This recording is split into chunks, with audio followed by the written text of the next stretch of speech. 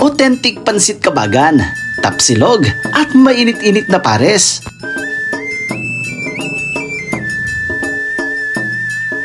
So si Hilda Bakay, Makakoteta Food Trip Corner. Nag-start kami last year, March 15. Sa pagpapatuloy, biyeros, ng paghahanap natin ng mga natatagong kainan, napasugod naman ako sa tinatawag nilang Riverside ng Kabagan, Isabela. Narito ako ngayon para tikman ang ipinagmamalaki ng Barangay San Juan.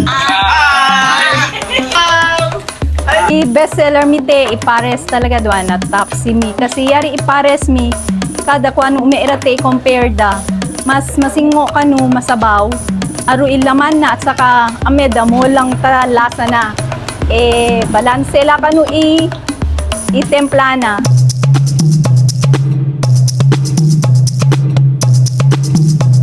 Tapos yari tapa mi, juicy ka no. Yari to kaya da, tontolid da, yari ka na yung mi i-serve ka nila, masarap daw.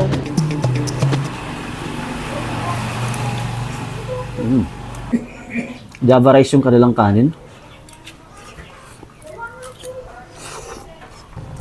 Yung gusto ko dito sa kanilang tapsilog, malambot yung karne.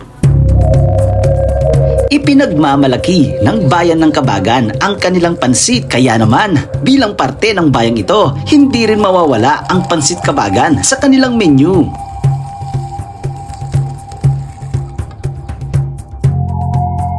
Ang kanilang pansit Kabagan may isang itlog, 3 Shanghai, may gulay at meron pang giniling.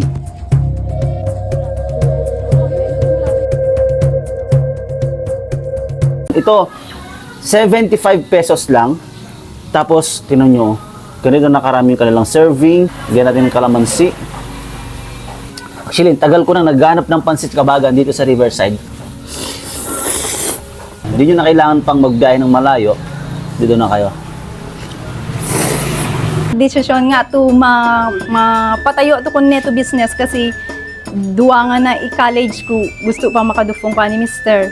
ta financial kasi medyo struggle kami financially yari to ni patayo ko ma 1 year kami na sa ngweta 15 gagapain na idufon na dakal kasi na-i-provide na allowance na duwa to anak ko sa mag-eskwela ira pati pang kanami kadagaw pati extra ira to no ani kaya dagatangan na anak ko.